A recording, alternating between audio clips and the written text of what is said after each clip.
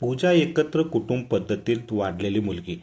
घरात आई बाबा, आजी आजोबा आणि छोटा भाऊ आर्यन. सर्वसामान्य असं कुटुंब. घरात सत्ता फक्त आजी आजोबाचीच. घराचा मुलगा म्हणून वडिलांचा घरात रुबाब. आर्यन तो वंशाचा दिवा, घरातल्यांचा सर्वात लाडका. आता राहिल्या पूजा आणि तिची आई रमा. घराची सगळी जबाबदारी रमाच्या खांद्यावर, कारण ती गृहिणी. सासू सासऱ्यांचं पथ्य पाणी असो की नवऱ्याचा डब्बा, मुलांची शाळा, अभ्यास, मीटिंग, सारं काही पूजाच्या आईला पाहावं लागेल. बँकेतल्या कामामुळे बाबांना वेळ नाही आणि आई काय घरीच असते. मग सगळ्या जबाबदाऱ्या रमावर. हे सारं पाहत पूजा लहानाची मोठी झाली. आई सगळं काही पाहते, पण तरी जरा ही चुकलं की सगळेजण तिला बोलतात. नको नको ते बोलतात आणि म्हणतात जे आपण बोलू ते मुले शिकतात. तसंच आर्यनच्या बाबतीत झालं आणि आर्यनही आईला माघारी बोलू लागला. छोट्या छोट्या गोष्टीसाठी आईला दोष देऊ लागला. एक मुलीला हे बघवले नाही. सगळ्यांचा खूप राग यायचा. आई तू का विनाकारण सगळ्यांचं ऐकून घेतेस?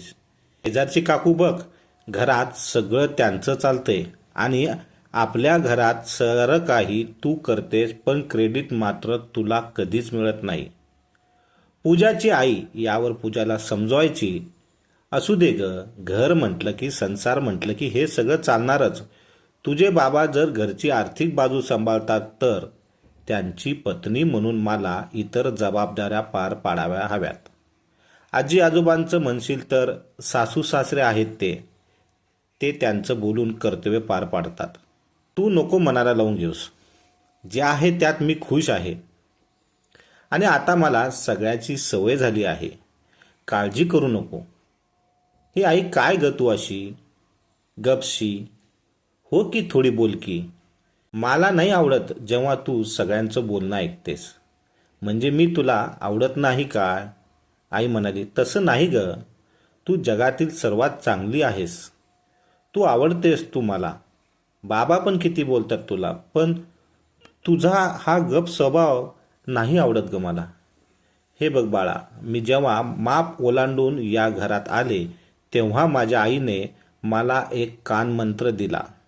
बाईची जात जन्माला येते ते शांतपणा घेऊनच, त्या जोरावरच जगायचं आणि संसाराची गाडी ओढायची. आईचे ते उपदेश डोस घेऊनच मी या घरात आले. आई म्हणाली अगदी तसंच वागत राहिले. म्हणून तर भांडणाचे आवाज बाहेर पडत नाही, कारण मी गप असते म्हणून. असं काही नाही की मला बोलता येत नाही, पण एकाने कोणीतरी गप बसायचे असते तरच संसार टिकतो. म्हणून मी बाळा गप्प बसते. कळालं का वेडाबाई? चल उठ, मला खूप काम आहे. याचा अर्थ चूक तुझी नाही, तुझ्या आईची आहे, म्हणजे माझ्या आजीची. तर तिने तुझ्या कानात हे भरवलं आहे. दोघेही एकमेकाकडे पाहून हसू लागल्या. पूजाचे शिक्षण पूर्ण झालं आणि लगेच तिच्या लग्नाचा विषय चालू लागले. व तिला इतक्यात लग्न करायचं नव्हतं. तिला नोकरी करायची होती. तिला स्वतःच्या पायावर उभे राहायचे होते. पण घरात तिचं ऐकणार कोण? तिने आईला सांगितलं, आई मला आत्ताच लग्न नाही करायचंय. पण आईचं घरात काही चालत नव्हतं. इच्छा असूनही ती आपल्या लाडक्या लेकीसाठी काही करू शकले नाही. आजीच्या बाहेर पूजासाठी सागरचं स्थळ आलं. मुलगा कॉलेजमध्ये सर म्हणून कामाला होता. घरी सासू सासरे, नणंद, छोटा दीर, सागर असं कुटुंब होतं. दोन्हीकडच्या मंडळीची पसंत आली आणि लगेच लग्नाचा भार उडाला. पूजाच्या आईने लेकीला निरोप देताना पुन्हा कानमंत्र दिला. हे बघ, तुझ्या आता ते तुझं घर आहे.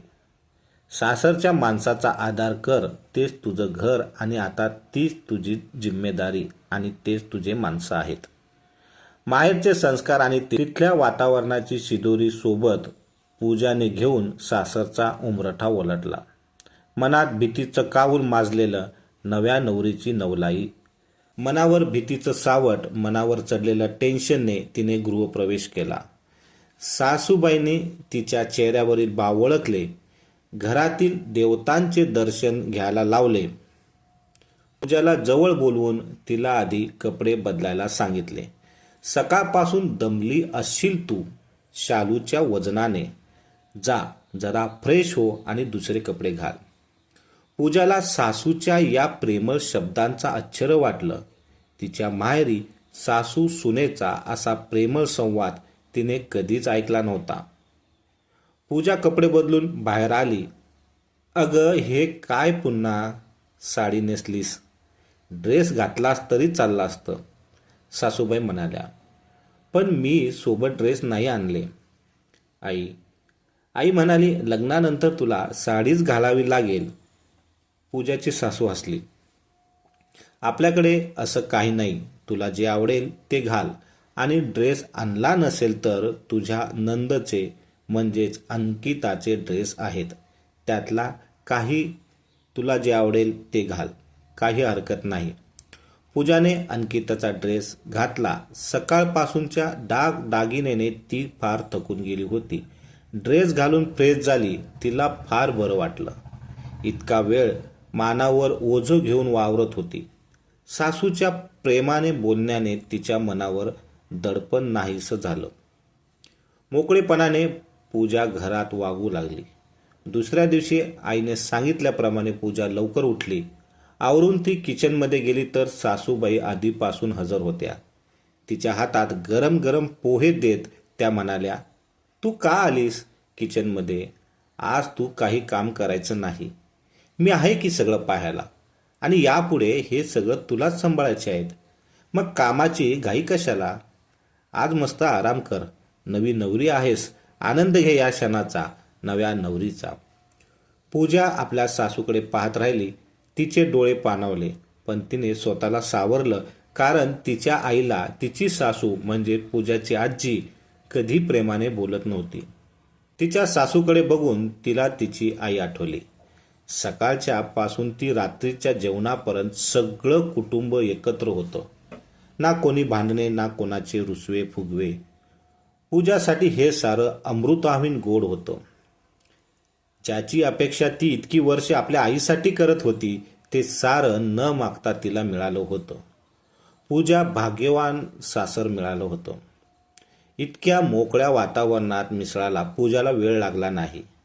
2-3 दिवसात घरातल्यांनी पूजा आणि सागरला माथेरानची हनीमूनची तिकीटे देऊन, छान स्वभाव होता. पूजाच्या न कळत तिच्या डोळ्यातून अश्रू ओघळले. सासूबाईंनी नेमकं ते पाहिले. त्यांनी विचारले, काय झाले सुनबाई? आमचं काही चुकलंय का? सासूच्या आपुलकीच्या स्पर्शाने पूजा भरून आलं. तिने माहेरची सारी परिस्थिती सांगितली. अगं, तुझ्या आईने जे भोगले ते तुला भोगायला लागणार नाही. तुझ्या माहेरची परिस्थिती आपण नाही बदलू शकत, पण आपल्या घरात जे वातावरण कधी निर्माण होणार नाही.